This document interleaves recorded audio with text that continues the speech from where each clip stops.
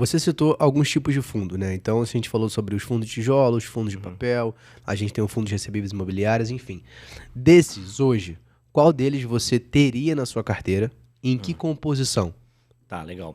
Cara, é uma pergunta interessante, né? Eu sempre falo que o investimento de imóvel, né, em ativos imobiliários é longo prazo. O investidor tem que ter essa clareza, né?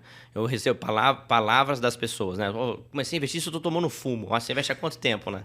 Você investe há quanto tempo? Há 2 meses, 3 meses. Cara, você sabia que era de longo prazo? Sabia. Quanto que é longo prazo? Ah, não sei. Um ano? Não, não é.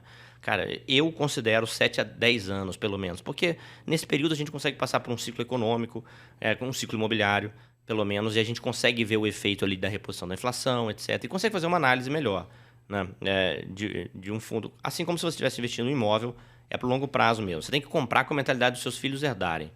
Tá? Então, eu vou errar, talvez trocar um no meio do caminho, mas se eu estivesse comprando imóveis, seria esse o raciocínio. Beleza. Então, longo prazo, 7, 10 anos para frente. Essa é a primeira lógica, tá? Então, quando a gente olha o cenário atual hoje, o que, que a gente tem? A gente tem muito desconto nos fundos de tijolos, pelo efeito juros, principalmente, mas a gente teve antes a pandemia, que bateu bastante nas lajes corporativas, bateu bastante nos shoppings, nos fundos de hotéis também, mas a gente não tem tantos fundos de hotéis no mercado. E aí a gente teve a alta dos juros, né? Então a própria elevação da taxa de juros derruba as cotas dos fundos imobiliários, o pessoal corre da renda fixa para renda variável, a massa não tem estratégia, não está pensando em construir nada, eles pulam de galho em galho mesmo, sem saber o que estão fazendo. Isso deixa as cotas descontadas, né? Mais baratas do que elas realmente valeriam. Então a minha sugestão é que o investidor tenha ali próximo de 70% da carteira em fundos de tijolos e uns 30% em fundos de papéis, para aproveitar esse cenário de inflação elevada e juros elevados, que vai pagar bastante dividendo também. Tá? E dentro dos fundos de tijolos, para quem está começando, foca nos principais segmentos, né? Lajes corporativas, shoppings, galpões. Tá?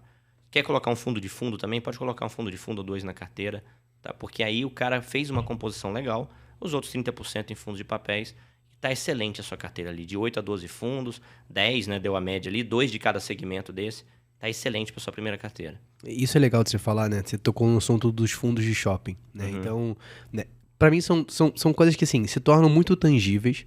Quando você uhum, fala de um fundo de tijolo, por exemplo, cara, você frequenta aquele shopping, né? exato. Então, quando você faz a análise, né? Então, eu costumo sempre olhar, pô, eu sou carioca, né? Então, assim, eu moro em São Paulo, mas o X tá Uhum, perdurando aqui. Então, quando você olha, por exemplo, você abre uma gestora, você olha assim, caramba, eu frequentei esse shopping center. exato. Né? Então, por exemplo, eu tenho um shopping próximo da minha casa. E eu tenho ele, o fundo imobiliário, que gerencia esse shopping. Então, quando eu vou no shopping, eu olho o movimento e falo, cara, faz sentido ter na minha carteira. Porque é um shopping bem frequentado, é um shopping que tem diversas lojas âncora, que lojas que eu sei que não vão sair dali, que tem contratos de 5, 10 anos, que são contratos mais longos. Então, calma aí, eu tô vendo aonde eu tô investindo, isso faz muito mais sentido.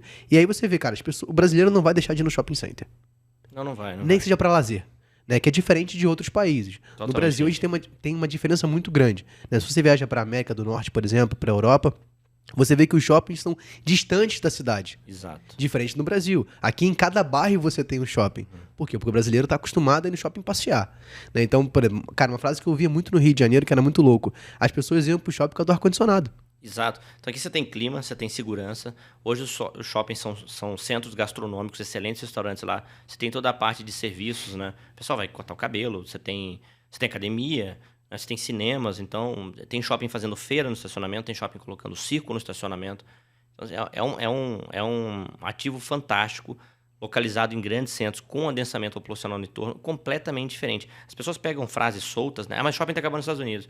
E decretam fim. É a mesma coisa das lajes e o home office, né? Pô, a laje e o home office, cara, eu via o pessoal comentando aquilo no começo, eu tenho o maior orgulho de ter sido contra, né? Porque as pessoas não têm noção do que elas estão falando, né? Ah, vai todo mundo pro home office, vai acabar o escritório. Meu, pô, 100 milhões de brasileiros não tem água encanada em casa. Quem trabalha em escritório é uma minoria auto-executivo que tem um escritório na casa dele, né? Com mesinha, computador, a porta que ele fecha para isolar o barulho das crianças e trabalhar. O brasileiro, o médio, mora num apartamento pequeno, na casa pequena, divide ali, às vezes, a sogra, o cunhado, é o computador no colo, na mesa da sala, ou no sofá da sala, panela de pressão chiando na cozinha, as crianças correndo em volta, e você não vai ser produtivo igual. E não é você que mede a sua produção, é o teu patrão. E se você não entregar para ele o que você entregava antes, ele vai substituir você para alguém que entrega. Tanto faz se você acha que é produtivo ou não. Tá? Essa é a realidade da maioria. Então, a tendência é que essas pessoas voltem ao escritório como estão voltando. Vai na Faria Lima, vai na Paulista, vai almoçar, você vai ver fila no restaurante, trânsito. Pessoas estão voltando. Relatório gerencial de fundo imobiliário, alugando imóvel todo mês, a gente vê anúncio de locação. Assim como os shoppings, né? Os movimentos voltaram. Então, assim, é importante que o investidor queira não, ele busque, né, aprendizado. Ele tem que conseguir pensar por conta própria, né? E não simplesmente comprar o pensamento do outro.